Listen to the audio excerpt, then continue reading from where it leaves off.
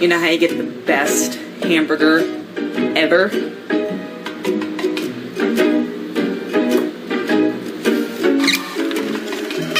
Gosh, I almost want to cry. Just don't look at it.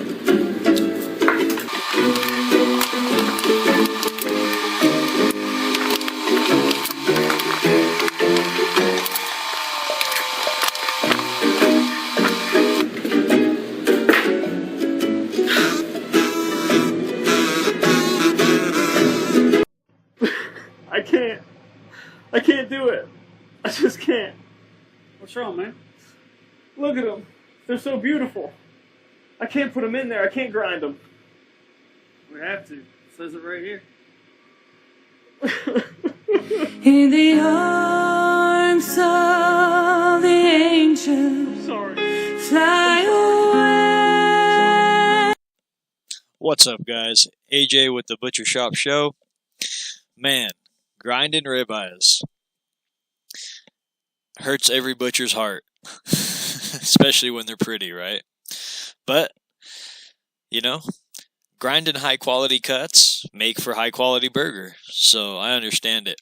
But yeah, those first two clips, man, hit you right in the heart. It's always tough to see a beautiful steak go in the grinder, but customers get what they want, right? It's their animal. You got to do what they want. And having high quality burger, nothing wrong with that at all. It is strange to throw, $20 steaks in the grinder, but that means you're making $20 a pound burger. So I have no problem with it at all, especially if it's what the customer wants. Just some more funny clips for you today, guys. And then one thing I wanted to talk about today was a sharpening steel versus a stone, right? So there's another video coming up where a lady is using a sharpening steel to skin a beef with. So a sharpening steel, all it does is temporarily fix your blade. So let's say your knife blade is this, right? Like my fingertips are the edge of the blade. And the way it gets dulled is that edge will start to curl over one way or the other, either direction. So that's what makes your knife dull, is when the blade starts to curl. Now, when you hit it on a steel, it'll kind of smack it back straight. Not perfect, but at least it'll kind of undo the curl and undo all the burrs and the nicks on your blade, and it'll kind of just like slap it back into place a little bit, temporarily. But after a while, it starts to get so many waves, it gets angles and angles and angles to where the steel can't do as much and help as much.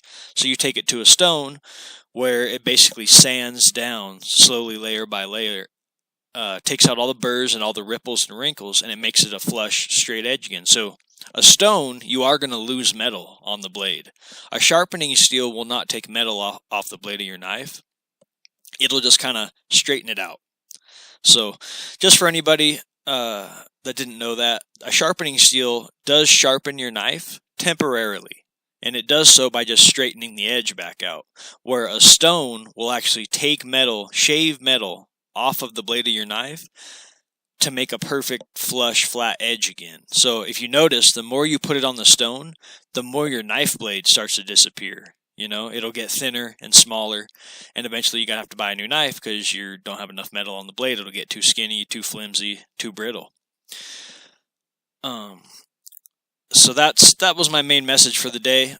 Was a sharpening stone will take metal off the blade and get you an actually new, fresh, sharp edge. A sharpening steel is just a temporary fix that kind of smacks it back into place and, can keep you working throughout the day. So, all right, guys, let's get into the rest of these videos. When it comes to skinning a cow, tension is your best friend. Actually, your knife is your best friend, and so is this, your steel, because without these, you can't do nothing. So, at the same time, if you don't have tension, you're not going to be able to actually skin properly. Now, when I'm skinning, what I'm doing is pulling on the outside of the skin, and you'll see a membrane that stretches when this actually gets here. You notice where I'm cutting? It actually isn't on the tissue itself, and I'm not cutting through the skin. But without any tension, there's nothing to actually grab onto, nothing to truly cut. If you're having a hard time grabbing on because it's a little slippery, here's a trick. Give yourself a handle.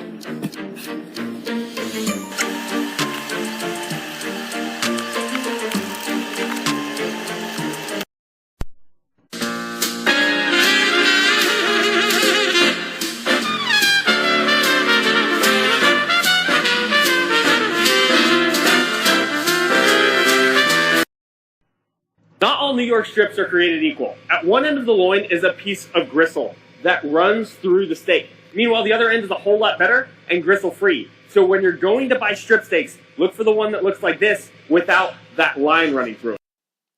That's all the clips I have for you today, guys. Man, that grinder video, that thing is a relic. I looked in their description. It says it was made in 1945. I've never even seen that brand name before. But I guess the old saying is true. They don't make them like they used to. And that's definitely true for the butcher business. A lot of the older equipment, a lot of the older companies that aren't even around anymore, shops love buying that stuff and getting them refurbished and just using them. Like one good example is the Butcher Boy B16 bandsaw.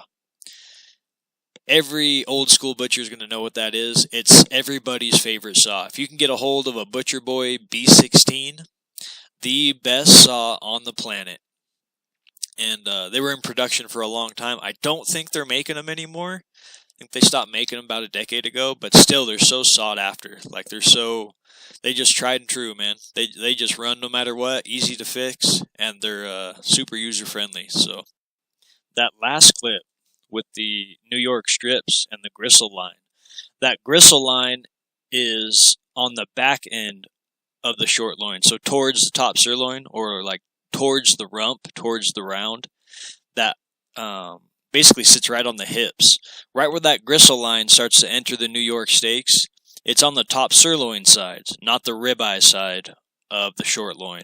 So I like that little clip because, like in one of my other videos, how I talked about different names of steaks and like try to learn what you're buying. Well, now you guys know when you look at New York strips, if you see that gristle line in it, you know what side of the short loin that it came off of.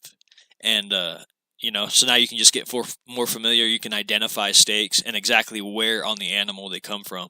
So, all right, guys. Well, thanks for watching the Butcher Shop Show. My name is AJ. I'll catch you guys on the next one. And I want to give a special shout out to all the new subscribers. I gained a few subscribers in the past couple days, and I am so grateful, man. I am so thankful. That's why I'm making this channel, not just for myself, because I do learn a lot by deep diving on all these clips all day long, and I'm always trying to gain more knowledge. But man, it makes me feel so good that other people are appreciating me making these videos, and just hopefully you guys are all learning stuff too. So if you subscribed to the channel recently, man, this is a personal huge shout out and thank you to you guys. This is why I'm doing it, so we can all learn more about this business. And yeah, I just can't be more grateful. So thanks, guys. This is the Butcher Shop Show. I'll catch you guys on the next one.